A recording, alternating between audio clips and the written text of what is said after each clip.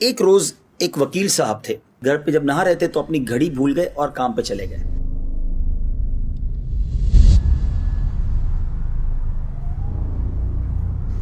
جب عدالت پہ پہنچے تو گھڑی یاد آئی، تو ایک دوست نے پوچھا کہ وہ گھڑی کہاں ہے، آپ نے آج گھڑی نہیں پہنی؟ تو کہا یار بس وہ گھر میں غسل کر رہا تھا تو غسل خانے میں رہ گئی۔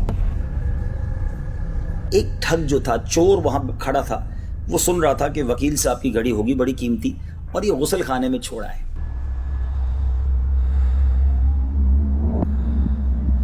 ٹھگ تھا، بڑا شاطر تھا، بڑا جس کو کہنا کہ چالاک تھا۔ اس نے کیا کیا، ایک مرغا لیا اور وکیل صاحب کے گھر پہنچا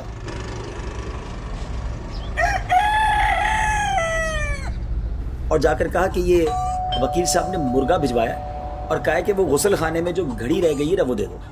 اب گھر والوں نے سمجھا کہ وکیل صاحب نے مرغا بھی بھجوایا تو یہ واقعی انہی کی طرف سے آیا ہوا بندہ ہوگا۔ مرغا لیا اور غسل خانے والی گھڑی دے دی۔ شام جب وکیل صاحب گھر آئے تو گھر والوں نے کہا وہ گھڑی مل گئی تھی آپ کو؟ کہا گھڑی تو میں گھر بھول گیا تھا۔ کہا وہ آپ نے تو منگوائی تھی، ایک مرغا دے کر بندہ آیا تھا۔ کہا نہیں میں نے تو نہیں منگوائی تھی۔ سارے گھر والے پریشان کہ یہ کون تھا ایسا ٹھگ کہ جو ہمارے گھر سے مرغا دے کر گھڑی لے گیا۔ دوسرے دن وہی ٹھگ پھر وکیل صاحب کے گھر گیا۔ وکیل صاحب کام پہ چلے گئے، وہ گھر گیا اور ان سے کہنے لگا کہ وہ گھڑی والا چور مل گیا ہے۔ تو وکیل صاحب نے وہ مرغا واپس منگوایا۔ اچھا چلو مرغا دے دیں تاکہ گھڑی مل جائے۔ مرغا دیا، وہ شخص مرغا لے کر بھی غائب ہو گیا۔ اب علماء نے یہ واقعہ بیان کر کے بتایا کہ ایسے ٹھگ ہمارے معاشرے میں بھی ہوتے ہیں جو بڑی چال بازی کے ساتھ لوگوں کو دھوکہ دے دیتے ہیں، اور آج بھی ایسے لوگ ہوتے ہیں۔ آج کل موبائل پر میسج آتے ہیں آپ کا اتنے کا انعام نکل آیا، لوگوں کی خوشی کے ہمارے نیند اڑ جاتی ہے کہ گاڑی نکل آئی ہے، سونا نکل آیا، اور آخر کار اس کا اینڈ اس بات پر ہوتا ہے کہ جناب وہ 200-500 ہزار روپے کا بیلنس آپ سے منگوا لیتے ہیں اور جناب وہ پیسے لے کے وہ بھی چلے جاتے ہیں۔ تو ایسا نہ کیا کریں۔